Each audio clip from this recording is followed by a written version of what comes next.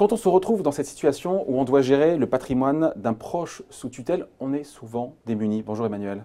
Bonjour David. C'est vraiment le cas de beaucoup de personnes que vous avez rencontrées. On a des chiffres d'ailleurs sur les personnes qui sont sous tutelle en France. Alors on a beaucoup de chiffres effectivement.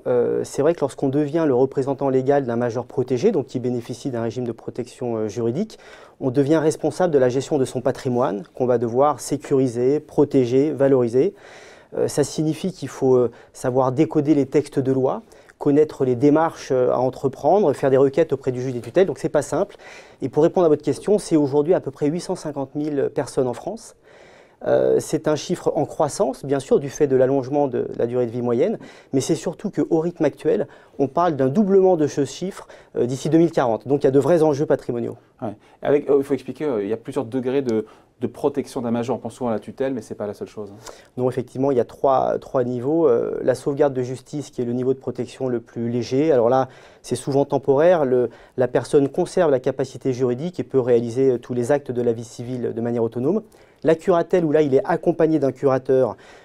Tout se fait sous la double signature. Et puis la tutelle, effectivement, vous le disiez, qui est le niveau de protection le plus élevé, où là, la personne a besoin d'être représentée de manière quasi continue pour tous les actes de la vie civile. Ouais. Avec l'idée derrière qu'il y a pour le représentant légal, le tuteur, je ne sais pas comment il faut l'appeler. Le tuteur, le représentant légal, c'est ça. Du majeur protégé, il a des comptes à rendre. Alors, il a des comptes à rendre et c'est pour ça que c'est un peu compliqué.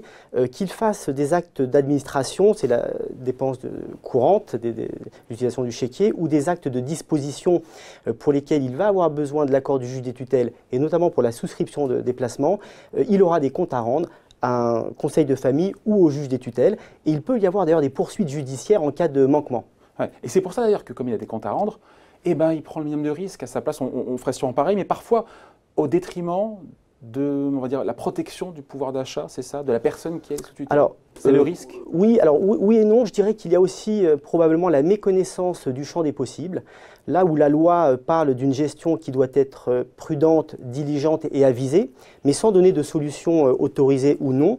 Bon, dans les faits, effectivement, on retrouve des comptes courants très garnis ou des investissements sur des livrets. Ouais. Et donc tout ça est évidemment ultra sécurisé, mais pas toujours ce qu'il y a de plus judicieux, c'est ça qu'il faut retenir? Oui, alors sécurisé incontestablement, ouais. Judicieux probablement non, en tout cas sur la totalité des actifs, puisque un livret A à 0,75, des livrets bancaires à 0,2, 0,3, on est bien inférieur au taux de l'inflation, donc on dégrade la valeur, c'est sûr qu'il y a une perte de pouvoir d'achat. Et on peut vraiment allier prudence, performance, sécurité, c'est vraiment possible? Alors oui, un certain nombre de solutions existent. Alors je vais parler de l'assurance vie, le couteau suisse de l'épargne française. Et là, vous avez des contrats dédiés aux majeurs protégés qui vous permettent d'augmenter la part de fonds euros jusqu'à 100% parfois. Vous avez également le dispositif épargne handicap qui s'adresse aux personnes pour lesquelles le handicap ne permet pas d'exercer une activité professionnelle dans des conditions normales. Et à ce moment-là, vous avez une réduction d'impôt de 25% de vos versements à l'entrée. Alors il y a des plafonds à 1 525 € par mois. Et puis également sur ces contrats épargne handicap, les prélèvements sociaux ne sont pas pris chaque année lors de l'inscription en compte des intérêts, mais uniquement en cas de rachats totaux ou partiels. La possibilité aussi d'opter pour des unités de compte alors plutôt défensives, auxquelles on peut ajouter des options de gestion, comme la sécurisation des plus-values. Et puis peut-être je peux finir par l'immobilier, parce que l'immobilier c'est une classe d'actifs qui peut être pertinente pour un majeur protégé. Et là, on va plutôt privilégier des solutions en SCPI pour la mutualisation du risque, l'absence de gestion, le rendement pérenne.